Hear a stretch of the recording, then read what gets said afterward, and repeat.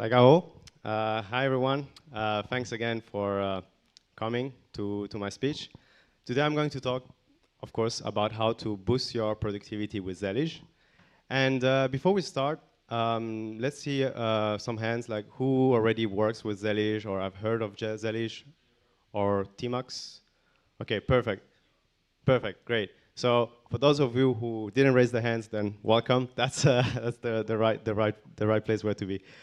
So this is an adaptation of a speech that I did before, but this time I'm trying to give it a bit of a spin and adding on how to boost your productivity, not just for yourself, but also for your agent.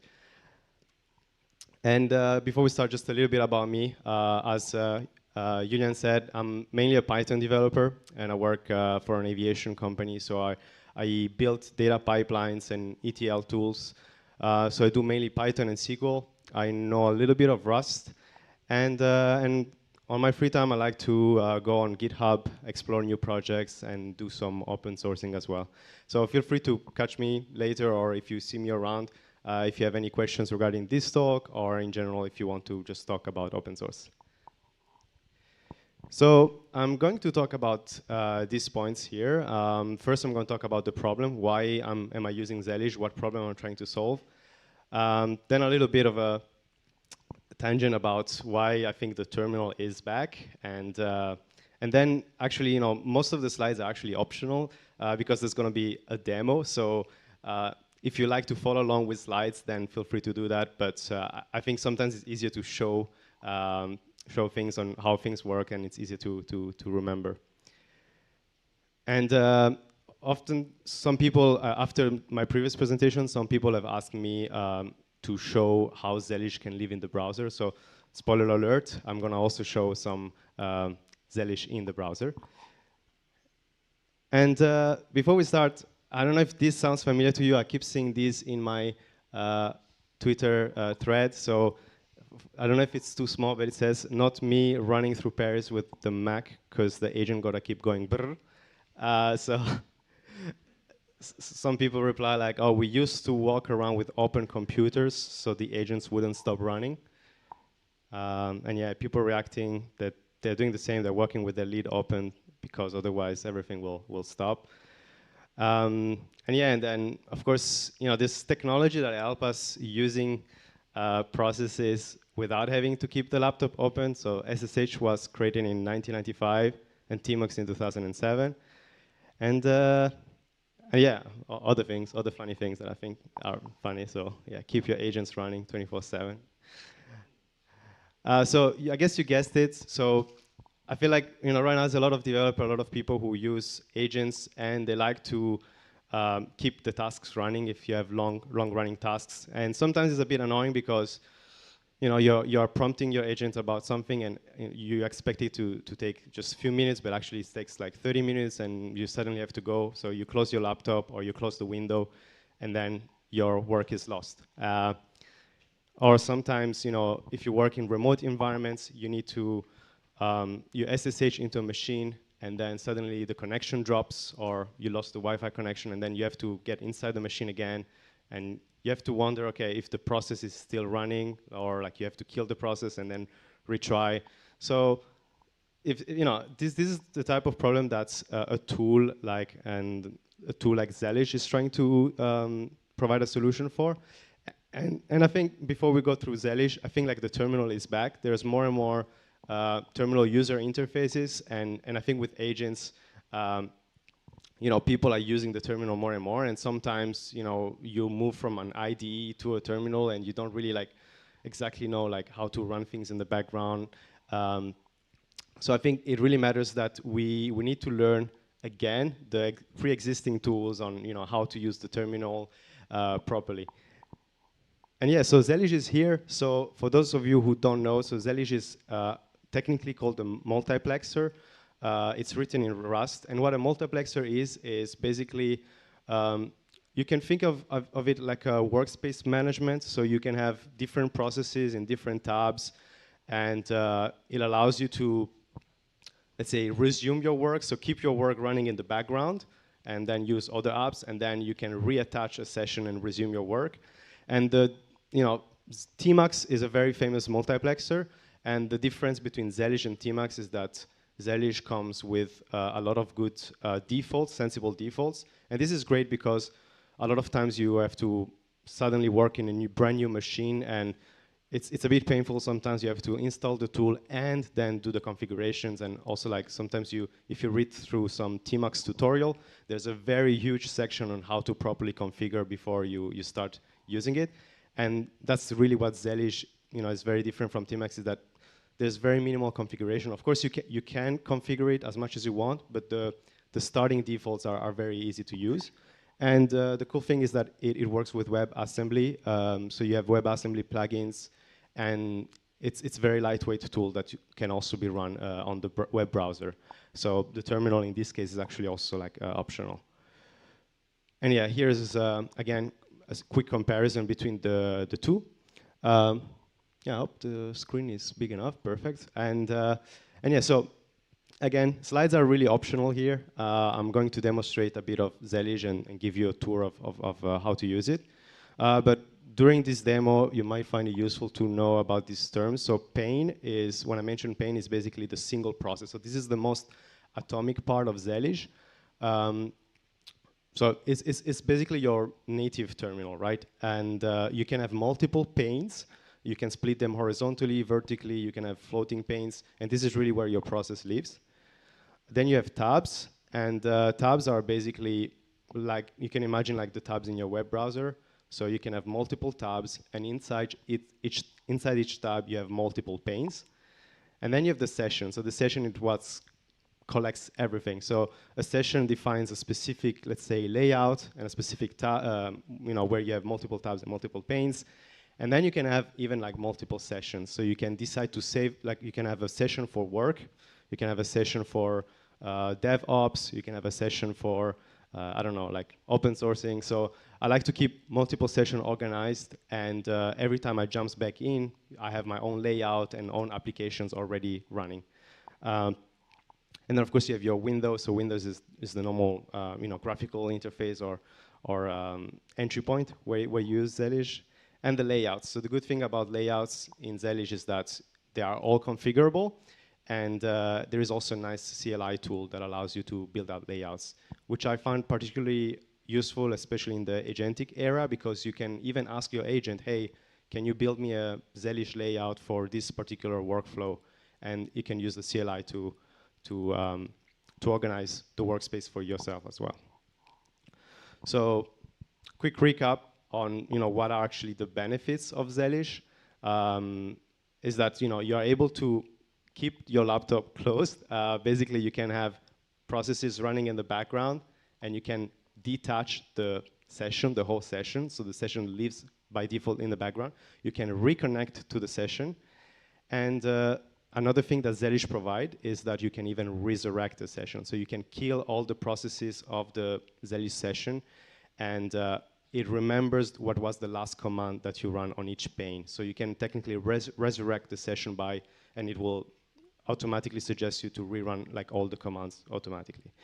And yeah, so as I said, it's keyboard driven, it's scriptable, and I would say it's agent friendly because they have very powerful CLI commands that allow you to do many things. So feel free to also, like whilst you are in Zellij, feel free to ask your agent, hey, can you also do this or how to do that? So, and they're pretty good, I would say, at interacting with Zellij itself. Cool, so let's move on to the demo time. So quick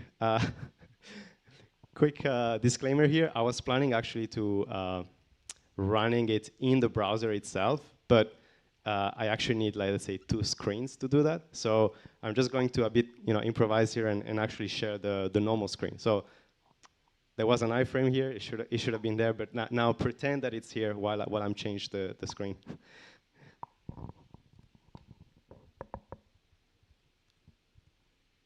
So cool. So this is how Zellij looks like. I hope it's not too small. Right. So as you can see already immediately, like in Zellij, everything is very well defined. Like you don't really have to double guess on where things are. So for example, here, you can see, okay, what program I'm using is Zellij. And this is the session name here, so tremendous duck. So it always comes up with random session generation. So but every name is unique. So you can have multiple sessions. You don't have to start thinking on how to name them first.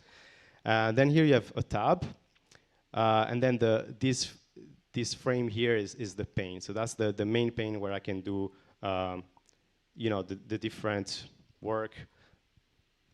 Okay, so that's just a basic normal terminal. But then what I can do is I can create a new pane. And as you can see, like on the bottom side, I have the different key bindings. So it already gives me, like, I don't really have to remember too much what are the key bindings. I can just look them up. And you can see it says control, and then I can do control P, and I can create a new pane. And then here you have like the pane sub-menu. So you can create a new pane if you press N. And then I can go back again, and oops, you can move it, you can close it, rename the pane. So if I press C, you can see now it asks me to enter the name. So I can enter a name, anyways. So that's basically it. And as you can see then, now you have, on the top right, you have another hint. I can do Alt square bracket, and it changed the layout. And of course, you don't really have to always do Control P to access the pane menu. You can even do like Alt N, and then you have multiple panes, and then you can jungle around them and do different stuff. So you can already imagine how productive you can become if you don't really have to change application, right? So if you're used to use terminal tools, this is quite nice. Quite nice tool where I can have one editor in one side, and then maybe on the other side, I don't know, on the other side I'm controlling, I'm checking the activity of the server, and actually here it says I should resize the pane, which normally if you don't use a multiplexer would be a window, but I can do Alt plus, and then here it's resized. So yeah, this is pretty straightforward, but the cool thing is that now I have everything set up in this tab, and now I'm moving up to a new tab. And suddenly, I can work on something else. And then if I want to go back, I can just do Alt and arrow keys, and I'm back. So it's pretty fast and pretty intuitive, if you were to ask me. And okay, and yeah, so this is a normal like Zellij workflow. Simply use your terminal, right? So it should be there. Let's move on. But yeah, there's more. So basically what you can do with Zellij is you can have a session and you can share it via link. So you can, as long as everyone is in the same network, or if you have a proxy, you can also do this via proxy. You can share your Zellij session with a link, and you can have, let's say, read access only. So for example, you're sharing the session with other people, and they're just looking at your programming or like your action, and you don't want them to write, or you don't want them to open a new tab. You can have a read only, and you can also have read and write. So if you are co-programming with someone else, someone can work in one tab while the other person working in the other tab. So the way to do this, you can do it, of course, via CLI. So you can just type Zellij web and to start the web server. Or you can do Control O plus S. So let's try to share this tab here, this session here. So I do Control O, and then I share the session. And actually, let me just go back, because I should already have another session here. So that's actually good to show you something. So I can exit. Control Q. Right, so I can go to Zellij and do ls, and it gives me all the sessions that I have. As you can see, most of them are exited, and I can even attach them to resurrect them. But I should have, okay, for example, this session here is the one I was preparing for the presentation. So I just renamed Zellij to ZL, which is much faster to type, and I can do ZL A and then the session name. Okay, so now it's a brand new session, but essentially that's the one I was setting up for sharing the session. So I go back. So here it says, here we go, web server not running. I can just press enter, and then I can press so it's the web server is running, but I'm not currently sharing it. So I can press space, and now it gives me the URL that I can use to access this very same session in the web browser. So let's have a look if it works.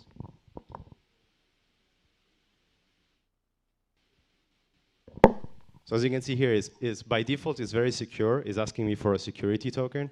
So I can issue a token via CLI command. So if you are the owner of the session, you can generate as many tokens as you want, and you can have different scopes. So you can have the reading scope and the writing scope. So I should already have the token here.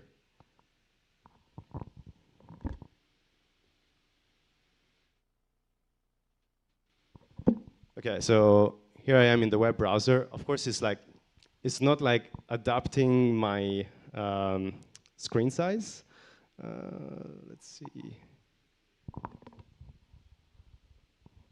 Okay, perfect. Because I zoom in for this presentation, so that's why it was. But as you can see here, like everything is like synchronized. So actually, it's like just read only, and it's sharing what's happening on the other side. So for example, if I go, so this is the actual terminal. I mean, I just run this little program here. So this is the actual thing, and then this is what's happening on the web browser. And the cool thing is, so yes, it's a URL, and I could technically share this with you as well. You can access it and have it on your phone, for example, which was, funny enough, that's what I was preparing for this presentation. So yeah, we talk about the tokens. So you can create the tokens and have different scopes. You can have read-only tokens. You can remember the token cache, or you can clear them and forget all of them. And yeah, so as you can see, there's a lot of benefits in doing that, especially if, let's say, you are working on a remote server and you want to check out what's happening in your Zellij session, and you're just grabbing a computer from somewhere else, from the public library, whatever, and you just put the URL and you have access again to your terminal without having to necessarily like remote in the full-fledged operating system. So it's quite useful, and they're quite lightweight. Like you can have a lot of sessions to share because it's just basically cheaply copying the original session. So there's not a lot of lag, let's say. And yeah, unfortunately, I was preparing to show this on my phone, but I technically need a second screen. But yeah, you can open that on your phone as well. And also, if you have an application, you can use Termux or like an Android terminal as well, and use Zellij inside it. But now the little spin is that you can add your agents to Zellij. So there are different plugins that you can use, but the one I'm using currently is called All My Zellij, or like All My Open Code as well. And what allows you is that you can, when you use an agent, you can have the agent spawns multiple agents, or like a team of agents. And usually, like the default UI, like will ask you to use the arrow keys to scroll through the different sessions of the different agents. But essentially, what I can do now is I can use Zellij as an advantage, where each agent will have their own tab. So let me show you, let me demonstrate that very quickly. So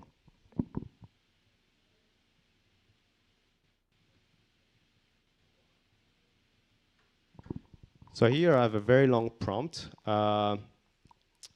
Basically, the task is to create a video about Zellij and multiplexers. So I have a series of instructions and multiple phases, and I'm just going to throw this to an agent, and let's see what happens.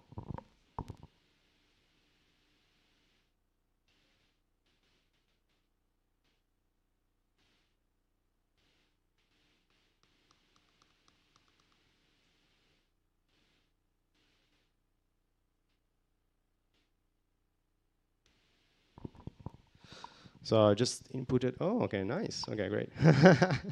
Okay, let me quickly try to turn on a VPN.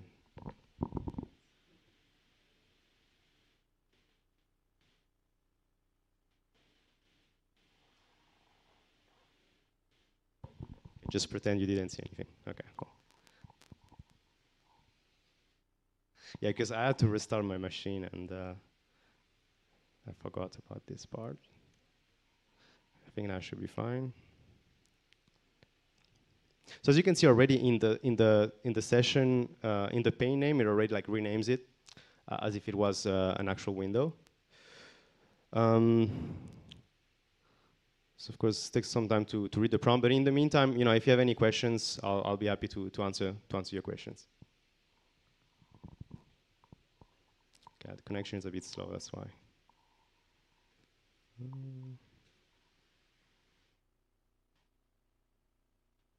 Yeah. Okay. Okay.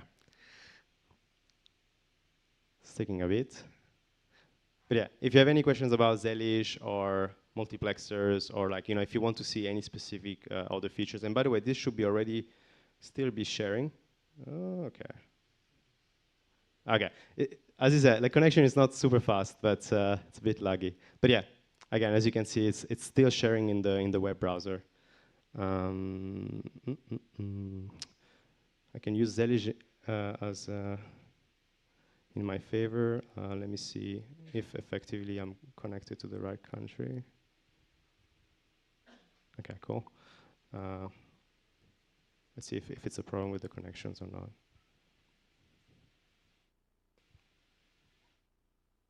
Oh, okay, yeah. Should be fine. But let's see, maybe I can restart it. Too bad. But essentially what it should do is it should be able to open different tabs for each agent.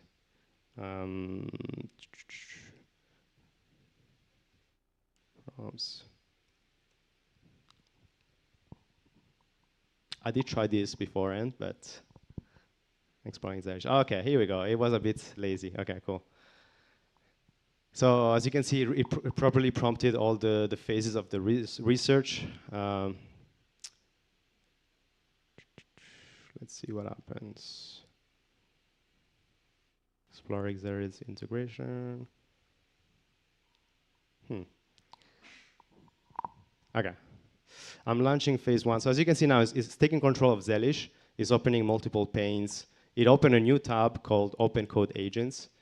And each agent is doing its own work in its own little pane. So technically, I can jump in through each and then prompt them and ask them if they have questions and go back to the Explorer. So every agent has their own, let's say, characteristic. So there's a librarian on the left. There's an Explorer on the right. There were 2 agents that already finished working. But yeah, I mean, this is a very long task, so don't expect it to see finished. And it will probably finish when it's done with the task and we will have a video, or it will finish because I run out of money. So let's see. But anyways, yeah. So that's actually the end of my talk here. While it keeps on running, I don't think I have any more slides. Yeah, I mean, it's just a fun quote. Your agent might be tireless, but your laptop deserves some rest. So open Zellij and close the lid. We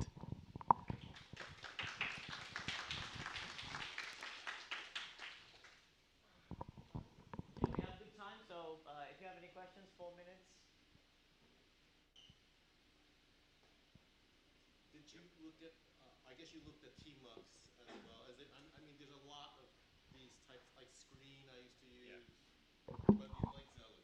So yeah, I would say there's 3 steps of evolution. So Screen is the oldest one and the most battle-tested one.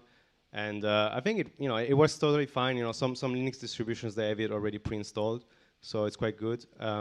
TMUX is very good, but the real thing that made me move to Zellij is that all of this is already a default configuration. I don't want to. So when I work with a server or I work with a new machine, I don't want to spend time reconfiguring everything or having to copy the configuration file. I pretty like the default configs. I actually just change the colors, and that's it. And I would say of course, TMUX has a larger community. There's more plugins, but Zellij is getting there, and it's worth a try.